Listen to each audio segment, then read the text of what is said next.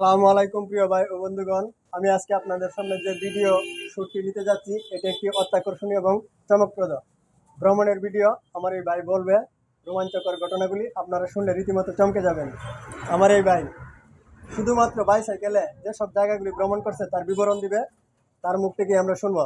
তার পরিচয়, আমি যে সংস্থায় কাজ করি, Mister A K M Nuruddin নয়ন।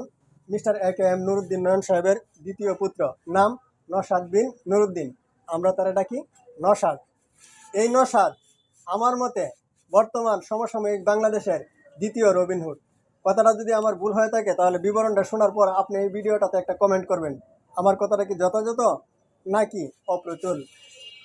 তো এখন তুমি বলো, এসএসসি পরীক্ষা দেওয়ার পরে তুমি কোন কোন জায়গাগুলিতে ভ্রমণ করছো, এই ঘটনাটি একটু বলো, জনগণ শোনো। আসসালামু আলাইকুম সবাইকে। আমি ঈদ শেষ হওয়ার কুরবানি ঈদ শেষ হওয়ার 3 দিন পরে বাসা থেকে বের হয়েছিলাম ভ্রমণ করার জন্য, সাইকেলের ভ্রমণ। প্রথমে আমি গেছি লক্ষ্মীগঞ্জ, যা নেত্রকোনার মধ্যেই পড়ে। তারপরে এখানে একদিন থাইকা তারপরে গেছি মদন নগাঁও থেকে তারপরে উচিতপুর গেছি। উচিতপুর ভ্রমণ করার পর তারপরে গেছি আমার নানা বাড়িতে, গ্রামের নাম বলো। সিলিমপুর নানা বাড়ি। ওইখান থেকে কেন্দা মেন টাউনে আসছি। তারপর মেন টাউনে থেকে গেছিলাম কিশোরগঞ্জ রাল্টে। কিশোরগঞ্জ রাল্টে যাওয়ার সময় আমি সাজিউরা জমিদার বাড়ি হয়ে তারপরে গেছি ধলা জমিদার বাড়িতে। ধলা জমিদার বাড়ি থেকে গেছি শাখার জঙ্গল বাড়ি, কিশোরগঞ্জের যেটা থাকে। তারপরে কিশোরগঞ্জ জমিদার বাড়ি থেকে তারপরে গেছি হচ্ছে কিশোরগঞ্জের ভিতরে যে ঐতিহাসিক স্থাপনাগুলো আছে, ঐতিহাসিক স্থানগুলা, এগুলা ঘুরলাম। যেমন শোলাকিয়া মাঠ, শহীদ মসজিদ, পাগলা মসজিদ, গুরুদ্বার কলেজ। এগুলা ঘোরার পর যখন কেন্দা ব্যাক করবো তখন তালজঙ্গা জমিদার বাড়ি এবং চন্দ্রাবতী মন্দির হয় তারপরে কেন্দা ব্যাক করছি।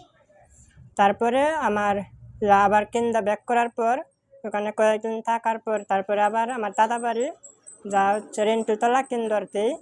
রেন্টুতলা থেকে তারপরে আসছি আবার কেন্দ্র, আর নেত্রকোনা আমার বাসা। ঠিক আছে, এই যে তুমি রানিংটা করলা, এই রানিং এর মধ্যে তুমি কি ব্যবহার করছো? বাইসাইকেল। বাইসাইকেল। তো এই কথাটাই তো ইম্পর্টেন্ট, এটাই তো বলতে হবে, বাইসাইকেল। তো শুনলেন বাইসাইকেল দ্বারা গেছে।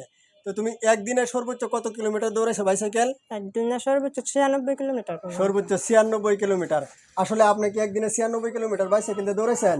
যদি না দৌড়ায় থাকেন, আর আমার এই ভাই যদি 96 কিলোমিটার দৌড়ায় থাকে, তাহলে তারা আমি রবিনহুড কইছি। যদি আমার কথাটা ভুল হয় তাহলে আপনি বলেন যে আমি 96-এর উপরে এত কিলোমিটার দৌড়াইছি, তাহলে শুনে বুঝবো যে হ্যাঁ আপনি আর একটু উপরের লেভেলে আছেন।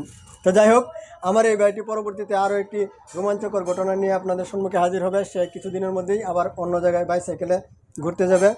আপনাদের এলাকায় যদি যায় দেখা হয় তাহলে তার সাথে সঙ্গ দিবেন, একটু সহযোগিতা করবেন, সাপোর্ট করবেন। আর আমার জন্য এবং আমার এই ভাইটির জন্য দোয়া করবেন যাতে আল্লাহ পাক রাব্বুল আলামিন সুস্বাস্থ্য ভালো রাখে, ভ্রমণ করতে পারে। ভ্রমণ পিপাসু মন সবসময়ই শান্ত থাকে, সতেজ থাকে। ভ্রমণ করলে মানুষের মেজাজ সতেজ থাকে, বুদ্ধি তীক্ষ্ণ থাকে। ভ্রমণ পিপাসুদের উৎসাহিত করুন, ভ্রমণ পিপাসুদের ভ্রমণ করতে ভ্রমণে সহযোগিতা করুন। সকলেই ভালো থাকবেন, সুস্থ থাকবেন। সালামু আলাইকুম।